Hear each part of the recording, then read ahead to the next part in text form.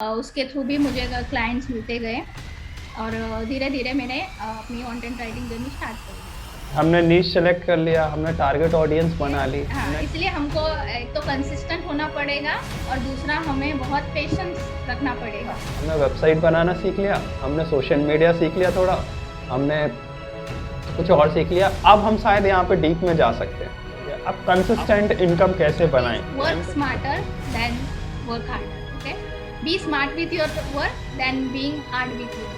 Okay.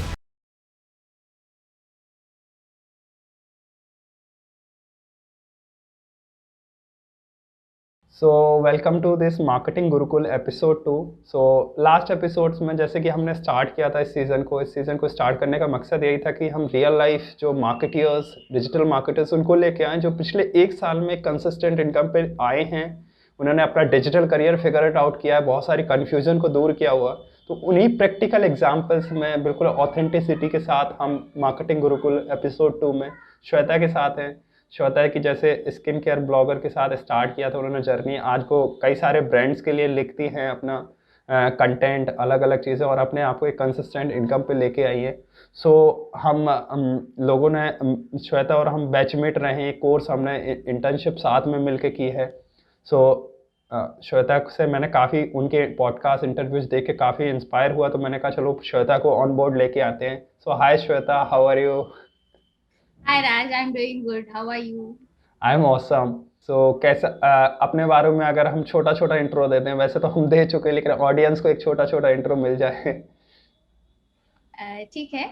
मैं एक skin care blogger हूँ बेसिकली। जब मैंने स्टार्ट किया तो as a skin care blogger start किया। उसके बाद जब हमने DDIP से हमारी डिजिटल मार्केटिंग जर्नी जब मैंने स्टार्ट की, तब उसके बाद मैंने डिसाइड किया कि मैं कंटेंट राइटिंग पे ज़्यादा फोकस करूँगी। तो मैंने कंटेंट राइटिंग पे लिखना शुरू किया in beauty and cosmetic industry about and also skin care. तो ऐसे करते मैंने बहुत सारे इंटरनेशनल और इंडियन स्किन केयर ब्रांड्स और ब्यूटी वाह, ब्रांड्स के लिए लिखा है। And every I write about I mostly write website content which includes like blog articles, product description and everything that goes on e-commerce websites also. Exactly. Yes. सो श्वेता, जैसे हम यहाँ पे कुछ लेते हैं कि आज के हम 1 साल पहले रिवाइंड में जाते हैं, ठीक है? तो 1 साल पहले कैसे हालात थे, क्या चीज़ें चल रही थी? अगर आज के हम जाएं दिसंबर, इसी डेट को अगर हम 1 साल रिवाइंड करके जाएं तो क्या चीज़ें चल रही थी, क्या क्या कन्फ्यूज़न थी, क्या क्या चीज़ें चल रही थी आपके साथ? हाँ, तकरीबन 1 साल पहले ही मैंने डिजिटल मार्केटिंग कोर्स शुरू किया था इन अक्टूबर 2020। I had enrolled myself in the DDIP. उसके पहले मैं स्किन केयर ब्लॉगर ही थी, सिर्फ स्किन केयर के ऊपर ही लिखती थी। और उसके पहले मैं ग्राफिक डिजाइनर थी, लेकिन डिजिटल मार्केटिंग इंटर्नशिप स्टार्ट करने के बाद मैंने कंटेंट राइटिंग पे फोकस किया। तो शुरुआती में ऑफ कोर्स थोड़ा प्रॉब्लम था कि कैसे as a content writing freelancer कैसे करें। ओके, सो लेकिन वो इंटर्नशिप के वन बाय वन जब भी होते गए तो वो आइडियाज और क्लियर होते गए कि हमें क्या क्या करना चाहिए कंटेंट राइटिंग के लिए, अपना ब्लॉग ज्यादा तक ऑडियंस के तक कैसे पहुंचे इसके लिए। तो ऐसे जर्नी करते करते and I also enrolled my self on digital platforms, freelancing platforms. उसके थ्रू भी मुझे क्लाइंट्स मिलते गए और धीरे धीरे मैंने अपनी कंटेंट राइटिंग जर्नी स्टार्ट कर दी। हम उस पे आएंगे। मैं भी अगर 1 साल पहले जाऊँ तो सिंपल सिमिलर चीज़ ही थी कि मतलब बहुत सारी चीज़ें, मेरा तो ऐसा कोई फिक्स भी नहीं था कि मैं क्या कंटेंट राइटिंग में अच्छा हूँ, कि ग्राफिक डिज़ाइनिंग में अच्छा हूँ, वीडियो एडिटिंग में अच्छा हूँ, आई डोंट नो। कि वेबसाइट डिज़ाइनिंग, हाँ, एक ऐसी चीज़ थी जो मैं करके थोड़ा बहुत अर्न कर ले रहा था रुपये। वर्डप्रेस की वेबसाइट काफ़ी समय से डिज़ाइन कर रहा था, बस एक ही काम था जो वेबसाइट डिज़ाइनिंग वर्डप्रेस का आता था। और और सारे सब जुगाड़ थे कि कैनवा से ग्राफिक डिज़ाइन कर लिया, वीडियो एडिट इन शॉर्ट या उससे काइन मास्टर से कर लिया, कंटेंट राइटिंग के लिए थोड़ा यहाँ से किसी के ईमेल्स रिकॉर्ड रखे, ऑलरेडी ईमेल सेव रखे, वहाँ से कॉपी किया पेस्ट किया, ये सारी चीज़ें चल रही थी। करियर में पता नहीं था कि ग्राफिक डिजाइनर बनेंगे, मार्केटिंग क्या क्या आगे हो गए, क्योंकि कई सारे ऑप्शंस थे, कई सारे वो थे, तो बहुत सारी कंफ्यूजन थी। एक साल पहले अगर जाए तो जस्ट दिसंबर पे जाए तो कंफ्यूजन थी बहुत ज़्यादा कि क्या करने वाले हैं आगे। बस ये था कि स्टार्ट कर दिया था कि अब देखेंगे, फिगर इट आउट करेंगे। सो एक साल पहले तो यही हाल था कि बहुत ज़्यादा कन्फ्यूज़न थी, इनकम सोर्स कोई कंसिस्टेंट नहीं था। कभी 10,000 इस मंथ अर्न कर लिया तो नेक्स्ट मंथ पता नहीं कि अर्न करेंगे कि नहीं, डिपेंडिंग अपॉन क्लाइंट्स। और फाइवर ऐसे कई सारे प्लेटफॉर्म हैं फाइवर ऐसे कई सारे प्लेटफॉर्म, उन पर कई से बार बनाया पोर्टफोलियो, लेकिन ऐसी कोई स्किल्स स्पेसिफिक नहीं थी, तो कोई वहाँ से आज तक कुछ मिला ही नहीं था एक साल पहले। बहुत ज़्यादा डाउटफुल लग रही थी इंडस्ट्री की, सच में लोग रुपए का मतलब मेरे लिए शायद नहीं है, ऐसा कुछ लग रहा था, या फिर डाउट्स थे बहुत ज़्यादा। उन्हीं को बैठ के हम क्लियर करेंगे इस पॉडकास्ट में कि कैसे अगर एक इंसान इस फेज पे है अभी कि उसको डाउट ही है बहुत ज़्यादा कि क्या करें, क्या चीज़ें ना करें। सो सबसे पहले श्वेता, मैं आपसे पूछना चाहूँगा, आप ग्राफिक डिज़ाइनर थे, आपने पहले बताया आप ग्राफिक डिज़ाइन करते थे, तो ये जर्नी कैसे हुई कि कई सारे, जैसे हम लोग टी शेप में रिवील करते हैं, जैसे टी शेप की पहले हमने सारे बेसिक सीख लिए, फिर हम एक चीज़ के इंटर में करते हैं कि हाँ चलो इस पर मुझे करियर बनाना है, ठीक है। सो आपने कैसे फिगर इट आउट किया कि नहीं चलो मैं ग्राफिक डिज़ाइनर में तो नहीं, लेकिन मैं इस चीज़ में कंटेंट राइटिंग में कर सकती हूँ, तो ये कैसे फिगर इट आउट किया? कैसे मतलब एक तो मैं पहले ही ब्लॉगर थी, तो मुझे उस चीज में ज्यादा इंटरेस्ट था, like writing about skin care, beauty, cosmetics and everything related to makeup, personal care. Okay, तो जब जब जब मैंने ब्लॉगिंग वगैरह स्टार्ट किया, जब जब मैं लिखती थी तो मुझे वो चीज ज्यादा पसंद आती थी। Like I was more passionate about blogging than about graphic designing. तो ऐसे करते करते मुझे ज्यादा क्लियर होने लगा कि नहीं, इस चीज में मेरा ज्यादा मैं ये काम ज्यादा एंजॉय करती हूँ, इस चीज में मेरा नॉलेज भी है और एक्सपर्टीज भी है। मुझे अच्छा रिस्पॉन्स भी मिल रहा था लोगों से, मेरे ब्लॉग्स के ऊपर, मेरे इंस्टाग्राम अकाउंट के ऊपर। तो वो धीरे धीरे मुझे वो रियलाइज होता गया कि इस चीज में मेरा हो सकता है ज्यादा career. Exactly. That's how it. Okay. और स्किन केयर मतलब स्किन केयर ब्लॉगर, ये आपने जैसे मान लो किसी नीश पे इंसान ब्लॉगिंग करना चाहता है, हम थोड़ा ब्लॉगिंग के बारे में भी डिस्कस कर लेते हैं। ब्लॉगिंग की बात चली, देखो मैंने तो 2017 में अपना ब्लॉग स्टार्ट किया था, 2018 में वो बंद हो गया था, फिर 2019 में एक ब्लॉग फिर से स्टार्ट किया इंटरव्यूज़ लेने के लिए, उसमें इंटरव्यूज़ लेते थे, रिटर्न लगते थे। सो वो भी कुछ नहीं चला, तो बस इतना था कि वर्डप्रेस वेबसाइट अच्छे से बनाना सीख गए थे, तो उसी से अपना इनकम हो जाती थी। तो आप ब्लॉगिंग से कैसे, मतलब क्या चीज़ें ब्लॉगिंग को सीख, या तो एक इंसान को ब्लॉगर बनना है, या आज के समय में ब्लॉगिंग का क्या मायने हैं, आज क्यों ब्लॉगर बनना चाहिए, इस पे हम थोड़ा बात करेंगे। तो आपको क्या कहना है कि ब्लॉगिंग वगैरह के बारे में?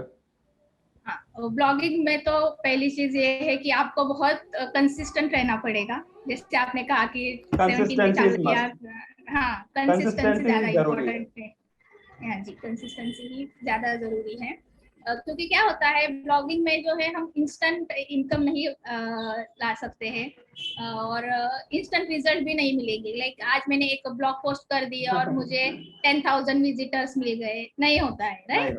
तो इसलिए हाँ, इसलिए हमको एक तो कंसिस्टेंट होना पड़ेगा, और दूसरा हमें बहुत पेशेंस रखना पड़ेगा, राइट, फॉर द इनकम, और to even see get the results like that we are expecting from a blog. Okay, और ये चीजें अचीव करने के लिए बहुत ज्यादा जरूरी है ब्लॉगिंग में कि आपको अपना नीश बहुत अच्छी तरीके से पता होना चाहिए। श्वेता, हमारी इसलिए ऑडियंस को बता दीजिए नीश क्या होता है। नीश एग्जैक्टली क्या टर्म जो हम बात कर रहे हैं, नीश क्या होता है? ओके, नीश मतलब एक पर्टिकुलर सब्जेक्ट के ऊपर हम ज्यादा फोकस करके उसी चीज के बारे में लिखते हैं, उसी चीज के ऊपर हम कंटेंट क्रिएट करते हैं, राइट? अभी हम अगर बात करें तो ब्यूटी एक बहुत बड़ी इंडस्ट्री है, लेकिन अगर हम ब्यूटी के बारे में अगर हम नीश डिसाइड करना पड़े तो हम मेकअप एक नीश है ब्यूटी में, पर्सनल केयर एक नीश है, स्किन केयर एक नीश है। ओके, और इसके भी अगर हम माइक्रो नीश बनाते हैं तो स्किन केयर में भी क्रुएल्टी फ्री एक माइक्रो नीश होती है। लाइक जैसे कि मैं क्रुएल्टी फ्री ब्लॉग लिखती हूँ तो वो मेरा माइक्रो नीश हो गया। अगर मैं कहती हूँ कि I am a beauty blogger, तो वो एक इंडस्ट्री हो गई, ब्यूटी इंडस्ट्री हो गई industry, beauty. Right? but if I'm saying that I am a cruelty free skincare blogger, It's a micro niche. then that's a micro niche, right? You go deep and deeper into that subject and industry, and that Right. becomes your niche and micro niche. Okay? इसका मुझे लगता है जैसे हम journalist ना बन के, जैसे एक डॉक्टर होता है जो जनरल दवाइयाँ दे रहा है तो शायद उसको उतना पेमेंट नहीं मिलता है, लेकिन एक कार्डियोलॉजिस्ट होता है, ये होता है, तो उनको ज्यादा पेमेंट मिलता है।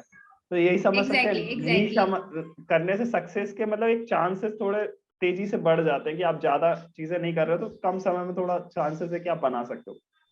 एग्जैक्टली लाइक इसीलिए निश सिलेक्ट करना बहुत जरूरी है। फिर अपने ब्लॉगिंग के लिए अपने ऑडियंस के लिए बारे में हमें जानकारी होनी चाहिए कि who is our target audience. Okay, तो उसके हम टारगेट ऑडियंस के फोकस करके अगर लिखते हैं तो हमारी ब्लॉगिंग ज्यादा सक्सेसफुल हो सकती है। टारगेट ऑडियंस पता कैसे कर सकते हैं हम, क्या तरीके हैं? अगर हमें अपने निश के बारे में पता है तो टारगेट ऑडियंस के बारे में पता करना भी बहुत इजी होता है। हम अपने डेमोग्राफिक्स देख के या साइकोग्राफिक्स देख के टारगेट ऑडियंस डिसाइड कर सकते हैं। ओके, अगर सपोज मैं skin care blogger, skin care के ऊपर ब्लॉग लिख रही हूँ और रियल एस्टेट के ऊपर ब्लॉग लिख रही हूँ, तो जो मेरी ऑडियंस है स्किन केयर के लिए वो अलग होगी और जो मेरी ऑडियंस होगी रियल एस्टेट के लिए वो भी अलग होगी। बिल्कुल।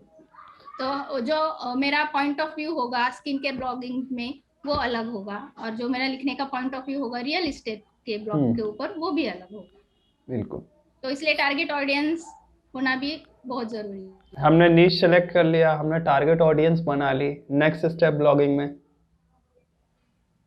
हाँ, तो नेक्स्ट होगा फिर अपने कंसिस्टेंसी मतलब ये नहीं है कि मुझे हर दिन एक ब्लॉग लिखना है। कंसिस्टेंसी ये है कि अगर मैं हफ्ते में भी एक ब्लॉग लिख लूं तो मैं हर हफ्ते कम से कम एक ब्लॉग लिखूं। हाँ, आज मैंने इस हफ्ते मैंने एक ब्लॉग लिखा, फिर 3 महीने बाद मैंने दूसरा ब्लॉग लिखा, वो कंसिस्टेंसी नहीं है। exactly. तो ऐसे में हम अपने टारगेट ऑडियंस को भी रीच नहीं कर पाते हैं और हमारी ऑडियंस फिर like it will get distracted everything, right, and it will take more time to generate results for your bloggers. ठीक है। सो आपको क्या लगते हैं क्या क्या ग्रोथ हैक्स रहे आपके ब्लॉगिंग जर्नी के कि आपको सक्सेस मिली? ठीक है, मैं बताऊं, मैं ब्लॉगिंग में बहुत बड़ा फेलियर रहा। मैंने 4-5 महीने किया लेकिन मुझे कोई सक्सेस नहीं मिली थी ब्लॉगिंग में एज सच। तो फिर मैंने वीडियो का रुख अपनाया कि let's become a video marketer. Blogging तो नहीं है, लेकिन आपने ऐसा क्या ग्रोथ हैक्स आजमाए थे, क्या कुछ एसईओ किया था, कुछ ऐसी चीज की थी जिस वजह से आपको वो सक्सेस मिल पाई?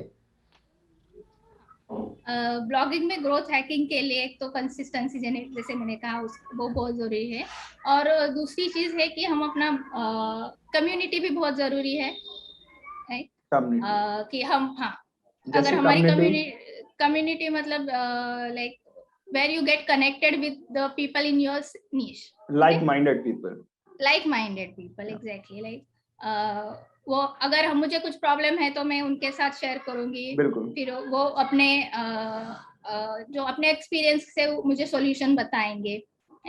हम अकेले तो हर जर्नी में पार नहीं कर सकते हैं, इसलिए।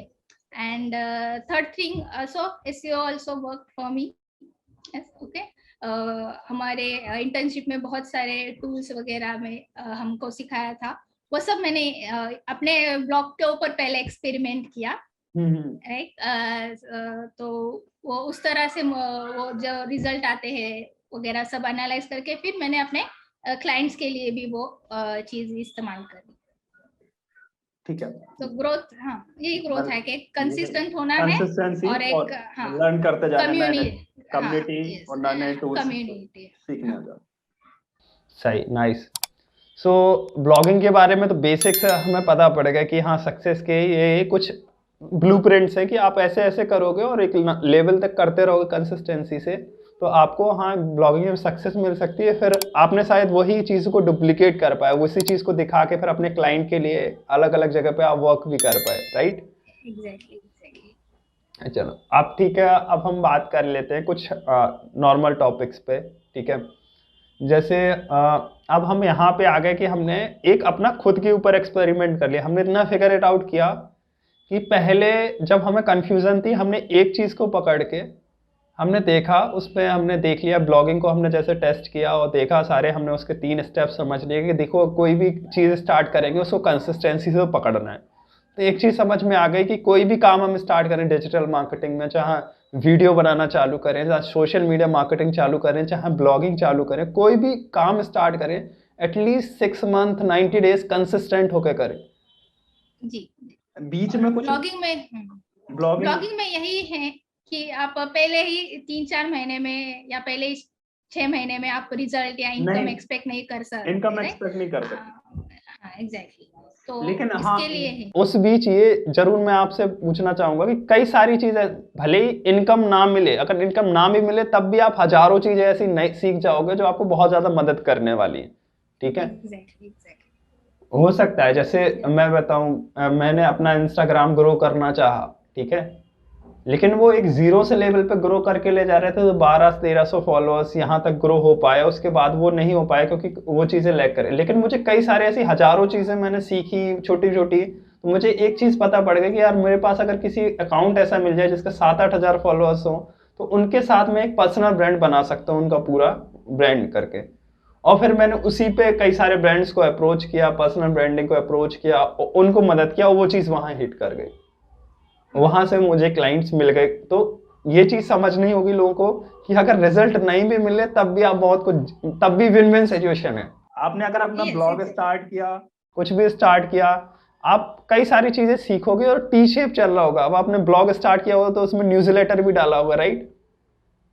नहीं, अभी तक न्यूज़लेटर नहीं। न्यूज़लेटर नहीं, लेकिन आपने कुछ कुछ चीजें इंस्टॉल की होंगी, कई सारे प्लगइन इंस्टॉल किए होंगे, ठीक है, साथ में सोशल मीडिया भी बनाया होगा उसका, ठीक है, हाँ, सोशल मीडिया पे है। साथ में आपने 2-3 एसईओ वगैरह ये सब चीजें भी ट्राई की होंगी, उसमें इम्प्लीमेंट की होंगी। ऑब्वियसली आपने वेबसाइट बनानी सीख ली होगी कि हाँ कैसे भी वेबसाइट हम बना सकते हैं।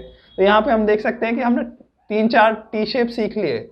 मतलब हमने एक ब्लॉग स्टार्ट करके हमने कंटेंट राइटिंग सीख लिया, हमने वेबसाइट बनाना सीख लिया, हमने सोशल मीडिया सीख लिया, थोड़ा हमने कुछ और सीख लिया। अब हम शायद यहाँ पे डीप में जा सकते हैं। अब हमें जो अच्छा लगता है, जैसे आपको ब्लॉगिंग पसंद आ गई, मुझे वर्डप्रेस की वेबसाइट डिजाइनिंग पसंद आ गई, तो मैंने प्लगइन्स पे रिसर्च कर लिया कि अगर मान लो मुझे ई कॉमर्स वेबसाइट बनानी है तो कैसे बनाऊंगा अगर मान लो मुझे एक ट्यूटोरियल वेबसाइट्स बनानी है, कोर्स वाली है, तो वो कैसे बनाऊंगा, तो मैंने ऐसे सीख लिया। ये तो बहुत अच्छी बात है। अब बात कर लेते हैं, ब्लॉगिंग हो गया, सारी चीज़ें हो गई। यहाँ पे अगर एक इंसान चाहे तो एक वर्डप्रेस से स्टार्ट करके उसने ब्लॉगिंग कर ली, मैंने यहाँ पे वो सीख लिया। अब बताएं कि अब कंसिस्टेंट इनकम बनाने के लिए क्या चीज़ें करनी चाहिए। अब इंसान यहाँ पे पहली इनकम, पहले तो बात कर लेते हैं पहली इनकम। अभी तक तो पहली इनकम आई ही नहीं, अभी तक प्रैक्टिस हम मान लें। अब पहली इनकम आपने कैसे अर्न की थी? हाँ, पहली क्या 10वीं क्या है, इनकम अर्न करने का एक ही तरीका है, reach out to your clients. Okay, अब हम ऐसे बैठे बैठे तो क्लाइंट्स नहीं आएंगे।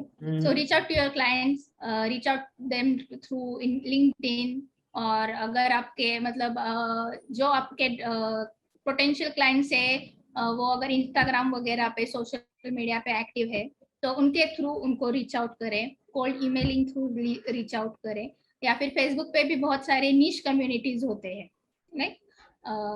तो वहां पे जाके भी आप रीच आउट कर सकते हैं। ओके, तो और अगर आप फ्रीलांसिंग, अगर एकदम ही बिगिनर है, आपको मतलब कोई भी आइडिया नहीं है, तो आप फ्रीलांसिंग प्लेटफॉर्म्स के थ्रू भी अपना एक्सपीरियंस एटलीस्ट स्टार्ट कर सकते हैं। हाँ, तो मैंने कंटेंट राइटिंग के लिए भी ऐसे पेपर कंटेंट से स्टार्ट किया था। वो कंटेंट स्पेशल प्लेटफॉर्म है, वहाँ पे कंटेंट राइटर्स और कंटेंट एडिटर्स वगैरह को फ्रीलांसिंग के लिए हम क्लाइंट्स मिल सकते हैं। इंडियन प्लेटफॉर्म है, इसलिए बहुत सारे इंडियन क्लाइंट्स भी हैं, और बहुत मतलब they are very user friendly. Okay, unlike paper content. Okay, paper content पे हम फ्रीलांसिंग पे अप्लाई कर सकते हैं। हाँ, कंटेंट राइटिंग। हाँ, अभी शायद उन्होंने ग्राफिक डिजाइनिंग वगैरह भी स्टार्ट किया है, लेकिन कंटेंट राइटिंग वगैरह में उनका पहले से ही है। तो कंटेंट राइटर अगर आपको मतलब एकदम जीरो से ही अगर आपको फ्रीलांसिंग जर्नी स्टार्ट करनी है तो मैं पेपर कंटेंट जरूर रिकमेंड करूंगी, वहाँ पे आप अपनी जर्नी स्टार्ट कर सकते हैं। And once you are confident enough that you can write for multiple clients at a time, then you can reach to your clients through cold emailing or like cold DMs वगैरह send करके। और फिर अगर हम सिर्फ 5 client को reach करेंगे तो उसमें से शायद सिर्फ 1 या 2 क्लाइंट्स का रिप्लाई आए, लेकिन लेकिन अगर हम 10, 20, 25 ऐसे अगर क्लाइंट्स को अप्रोच करेंगे तो उसमें से फिर 5-10 एटलीस्ट क्लाइंट का रिप्लाई आएगा, उसमें से 2-3 कन्वर्ट होंगे, they will be ready to purchase your services। तो इसलिए ज्यादा से ज्यादा लोगों को अगर क्लाइंट्स को हम रीच करेंगे तो हमको ज्यादा से ज्यादा सेल्स मिलेगी। एग्जैक्टली जैसे आपने बताया कोल्ड ईमेलिंग, कोल्ड मैसेजिंग, ये करके इसी से शायद मैंने ही पहली बार क्लाइंट्स फाइंड किए थे। सब लोग ऐसे ही करते हैं, यही तरीका होता है।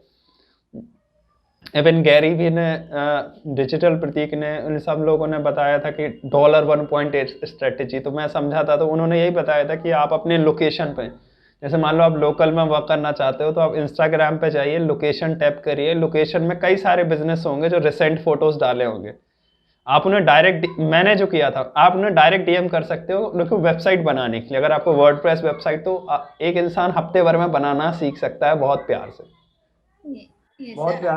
बहुत प्यार से सीख सकता है हफ्ते भर में। सो आपने सिर्फ डाला और उनको, आप बिजनेस को देखिए, और उन बिजनेस के पास सच में वेबसाइट नहीं होगी, अच्छा लाखों रुपए का बिजनेस कर रहे होंगे वो, उन्होंने सोशल मीडिया और बस उनके पास वेबसाइट नहीं होगी। आप उन्हें डीएम करके अप्रोच कर लो। ऐसे आप 30-40 लोगों को दिन में अप्रोच करोगे तो हफ्ते भर के अंदर आपके पास पहला क्लाइंट होगा और आप अपनी पहली इनकम अर्न करने लगे होगे। ऐसे मैंने ही किया था वेबसाइट बनाने, ऐसे शायद आपने भी किया, कम्युनिटी बना के प्रॉपर आपने अप्रोच करके। एग्जैक्टली वाह, मतलब ये पेपर कंटेंट जरूर, मैं इस पर मैंने नहीं, सच में पहली बार सुना, अभी नहीं पढ़ा था, उस रिसर्च नहीं किया। तो मैं कंटेंट राइटिंग से नहीं हूँ थोड़ा तो। हाँ नहीं, ये कंटेंट राइटिंग के लिए अगर किसी को स्टार्ट करना है तो ये मैं जरूर रिकमेंड करूंगी आपके ऑडियंस के लिए भी, पेपर कंटेंट। यस, अब यहाँ पे सॉल्यूशन आ गया। हमने एक ब्लॉग भी सीख लिया, हमने वर्डप्रेस भी सीख लिया, हमने उसके बाद पहली इनकम में क्लाइंट से हमने शायद डीएम कर लिया, अप्रोच कर लिया। अब बात कर लेते हैं कि आपने सेल्स बात हो गई। अब उसके बाद क्लाइंट को अगर हम बात करें, क्लोज कैसे किया, हमें रिप्लाईज आ गए, सारी चीज़ें हो गई, हमारी मीटिंग भी होने लगी, ऐसे 1-to-1 मीटिंग हो गई क्लाइंट से। अब हम क्या ऐसे पॉइंट रखें, अपनी क्या ऐसे पॉइंट रखने चाहिए जिससे क्लाइंट मान जाए हमारी बात। एज अ बिगिनर हमारे पास बहुत हाई स्किल नहीं होगी, हमारे पास या तो वेबसाइट बना पा रहे होंगे, ठीक है, या किन चीज़ों का ध्यान रखें कि यार ये नहीं बोल देना ज़्यादा उतावले हो के, पहले एक्साइटेड रहते हैं ना कि नहीं हाँ 10,000 में ये भी कर देंगे, ये भी कर देंगे, ये भी कर देंगे। फिर बाद में फंस जाते हैं हम ही, अरे ये क्या, ये तो कुछ और ही हो गया। और लोकल क्लाइंट के साथ ये भी दिक्कत होती है, उसके रुपए वो इतना से लगाना चाहता वो इतना है। यस। तो इसीलिए जैसे मैंने पहले भी पॉइंट पे ज्यादा फोकस करूंगी, इसलिए नीश सिलेक्ट करना पहले ही बहुत जरूरी है, और उसी नीश पे stick to that niche for a long period of time. Okay, और जैसे कि सेकंड बात आपने कही कि क्लाइंट को क्लोज कैसे करे, या एज अ बिगिनर कैसे क्लोज करे। ओके, तो even if you are beginner, अगर आपके पास एक्सपीरियंस नहीं है तो आप अपना अच्छा सा पोर्टफोलियो बनाइए। ओके, पोर्टफोलियो क्या होता है कि जो हमने जो रिजल्ट अचीव किए हैं, या तो अपने लिए या तो अपने किसी और क्लाइंट्स के लिए, वो हम एक डॉक्यूमेंट्स में डाल के दिखाएंगे अपने क्लाइंट को। या ओके, हमारा जो एक्सपीरियंस है, हमारा जो एक्सपर्टीज है वो। So as a content writer अगर आप स्टार्ट कर रहे हैं तो आप अपने कुछ आर्टिकल्स पब्लिश कीजिए, या तो खुद के ब्लॉग पे कीजिए या फिर मीडियम पे कीजिए। ओके, तो वो आप अपना पोर्टफोलियो बनाइए और क्लाइंट को दिखाइए। Okay, so and don't approach your client like मेरे पास तो कोई एक्सपीरियंस ही नहीं है, लेकिन मैं आपके लिए ये कर सकता हूँ, नहीं, ऐसे बोलेंगे तो नहीं मिलेगा क्लाइंट, ऑब्वियसली, राइट? सो मैंने ये कर रखा है, ये मैंने रिजल्ट्स अचीव किए हैं, ये काम मेरा, मुझे ये काम आता है, ये मेरी एक्सपर्टीज है, ये मेरा नीश है, मैं आपको इस चीज में ज्यादा हेल्प कर सकता हूँ, राइट? आपके बिजनेस के लिए मैं ये चीज हेल्प कर सकता हूँ, तो आपको ये रिजल्ट्स मिलेंगे। अगर हम अपने क्लाइंट्स को ऐसे बताएं कि हम उनके बिजनेस बढ़ाने के लिए उनको क्या हेल्प कर सकते हैं, अपने कंटेंट राइटिंग के थ्रू या फिर अपने डिजिटल मार्केटिंग के थ्रू। कुछ लोगों को एसईओ की जरूरत होगी, कुछ लोगों को पेड एड्स की ज्यादा जरूरत होगी, राइट? अब कोई भी बिजनेसमैन है जो हर चीज में एक्सपर्ट तो नहीं हो सकता, राइट? उसको अपना बिजनेस बनाने के लिए कुछ ना कुछ तो अलग चीजों की जरूरत होगी। तो पहले आप वो फाइंड आउट करें कि उनको अभी उनका ठीक है, अपना उनका वेबसाइट अच्छा चल रहा है, लेकिन ट्रैफिक पेड एड्स के थ्रू नहीं आ रहा है, ऑर्गेनिक के थ्रू आ रहा है तो थोड़ा कम ही होगा, राइट? उनको पेड एड्स पे फोकस करने की जरूरत है। तो आप उनको ये बताएं कि मैं पेड एड्स के थ्रू आपको कैसे ज्यादा क्लाइंट्स, कस्टमर्स दिला सकता हूँ, जिसकी वजह से आपका रेवेन्यू बढ़ेगा। तो ये पर्सनलाइज करना अपना पिच, ये बहुत जरूरी है। जैसे कि आपने कहा क्लाइंट क्लोज करने के लिए क्या करना चाहिए, बिल्कुल पर्सनलाइज पिच करना जरूरी है। पर्सनलाइज मतलब हमें उसके बारे में, बिजनेस के बारे में समझना होगा और हमारी सर्विसेज कैसे उसको मदद कर सकती हैं, एग्जैक्टली, वो उनको समझाना पड़ेगा। ये अगर हम ये समझा ले गए तो सामने वाला खुद पे खुद हमारी सर्विस ले लेगा। सिंपल बात है। कई सारे लोग, मैं यहाँ पे याद आ रहा है, कॉन्सेप्ट होता है फीचर वर्सेस बेनिफिट, कि अगर हमने फीचर बनाया कि हम वेबसाइट डिजाइन कर लेते हैं, हम ये कर लेते हैं, हम एसईओ भी कर लेते हैं, ये कर लेते हैं, ये कर लेते हैं, तो ये फीचर है। लेकिन आपने बेनिफिट बताया कि अच्छा, आपका अगर ये वेबसाइट में अभी कुछ नहीं आ रहा है, आप इतना कराओगे तो आपकी इतनी इतनी सेल आ सकती है, और ये मेरी स्किल मदद कर सकती है। तो यहाँ पे आपने बेनिफिट बताया उनका, यहाँ पे सेल हो जाएगा rather than आपने। सो पोर्टफोलियो हमारे उनके बेनिफिट बताने के लिए होता है, इसलिए पोर्टफोलियो बहुत जरूरी है। सिर्फ आपने अगर वेबसाइट बना के फीचर बनाते कि एसईओ भी कर लेते हैं, ये भी कर लेते हैं, ये भी कर लेते हैं, ये भी कर लेते हैं, तो शायद आपको वो जो आप क्लाइंट सोच रहे हो ना कि क्लाइंट मिले, जो अच्छा क्लाइंट मिले, जो आपकी बात सुने, वो ना मिले, कोई फालतू क्लाइंट मिल जाए। जो अगले टॉपिक पे आते हैं। अगला टॉपिक क्या है कि हमारा क्लाइंट्स हो गया, क्लोज हो गया, अब कंसिस्टेंट इनकम कैसे बनाएं। क्लाइंट तो मिल गया, अब हमें उसको कंसिस्टेंसी पे कैसे लेके आए। कंसिस्टेंटली क्लाइंट्स को रीच करके, सिंपल है। कंसिस्टेंटली क्लाइंट्स को रीच करो, कंसिस्टेंटली ईमेल सेंड करो, कंसिस्टेंटली फॉलो अप करो। ऑब्वियसली कंसिस्टेंट क्लाइंट के, ये तो बहुत ही अच्छा आंसर था। लास्ट में कुछ बस हमारा पॉडकास्ट हो गया, हमने सोचा था लंबा नहीं रखेंगे, लेकिन इसको बस एंड करते हैं यहाँ पे। बस छोटा सा पूछा, मैं आपसे 2-3 चीज़ें पूछना चाहूँगा। Shweta, is there any shortcut to get what you get in 1 year? कोई शॉर्टकट है इस चीज़ों का? नहीं, अनफॉर्चुनेटली कोई शॉर्टकट नहीं है। No shortcut, no shortcut. You have to take the long route. Any cheat codes? No, you have to be the cheat code is work smarter than work harder. Okay, be smart with your work than being hard with your work. Okay, exactly. ये cheat code हो सकता है, लेकिन shortcut नहीं है। अभी मैंने बहुत ही अच्छा कोट पढ़ा था, बहुत ही अच्छा, मतलब मुझे समझ लो उस कोट में बहुत मजा। उसमें लिखा था talent beat hard work, but consistency beat hard work beat talent, but consistency beat hard work also. तो मुझे लगता है कि कंसिस्टेंट होना, हमें जो भी चीज करें उसको कंसिस्टेंटली करें, वो ज्यादा जरूरत है, रेदर देन कि हम सिर्फ हार्डली चीजों पर हासिल करते जा रहे हैं।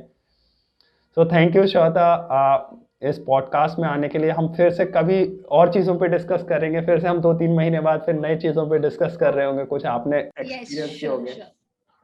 Any message last in 1 line from you? 1-2 lines. Be consistent and be consistent with your work, so that you will get consistent income. Okay, consistently काम करेंगे तो consistently income आएगा। यही है। Thank you.